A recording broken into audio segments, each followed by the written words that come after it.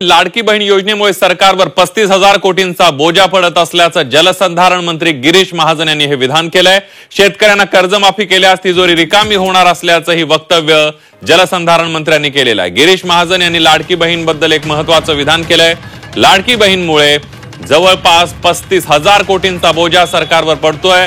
जर शेतकऱ्यांना कर्जमाफी केल्यास तिजोरी रिकामी होणार असल्याचं जलसंधारण मंत्री गिरीश महाजन यांनी म्हटलेलं आहे।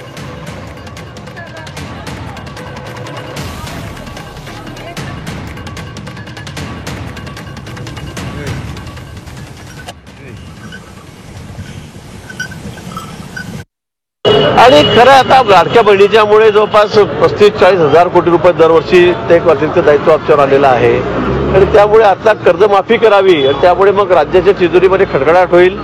पगार देणे सुद्धा मुश्किल होईल मला असं वाटतंय। असं जर झालं तर त्यामुळे 1 वर्ष 2 वर्ष जर एकदा हा गाडा सुरळीत चालला राज्याचा, एकदा अर्थव्यवस्था जरा व्यवस्थित झाली की त्या संदर्भामध्ये मुख्यमंत्री उपमुख्यमंत्री किंवा सरकार विचार करेल।